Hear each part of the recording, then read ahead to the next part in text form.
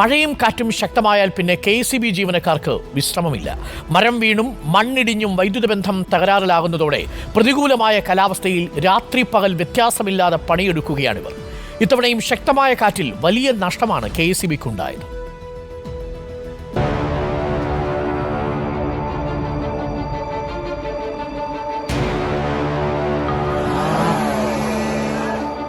ഇത്തവണത്തെ കാലവർഷവും മലയോരത്തിന്റെ പല മേഖലകളെയും ഇരുട്ടിലാക്കി. ശക്തമായ കാറ്റിൽ മരം കടപുഴുകി വീണും മണ്ണിടിച്ചിലിലും നിരവധി വൈദ്യുത പോസ്റ്റുകൾ തകർന്നു. പലയിടത്തും വൈദ്യുത ബന്ധം പുനഃസ്ഥാപിക്കുവാൻ ദിവസങ്ങൾ വേണ്ടിവന്നു. അതുകൊണ്ട് തന്നെ മഴ തുടങ്ങിയതു മുതൽ KCB ജീവനക്കാർക്കും വിശ്രമമില്ല.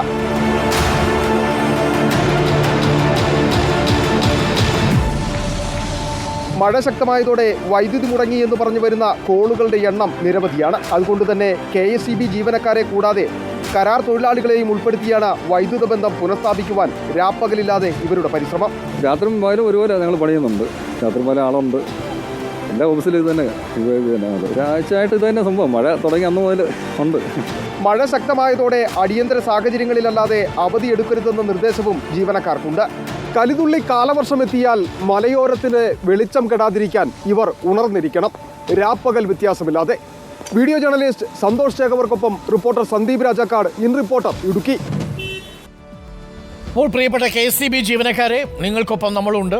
KCB ചെയർമാൻ്റെ ഭാഗത്തുനിന്നുണ്ടാവുന്ന ചില കാര്യങ്ങളാണ് ഇടക്കാലത്ത് നിങ്ങളെ പ്രതിസന്ധിയിലാക്കിയത്. ആ പ്രശ്നങ്ങളൊക്കെ പരിഹരിച്ചു. തീർച്ചയായും ഈ മഴക്കാലത്ത് നിങ്ങളുടെ പ്രവർത്തനം ഞങ്ങൾ ഓർമ്മിക്കും. നന്ദിയോടെ തന്നെ സ്മരണയുണ്ടാവും കേട്ടോ.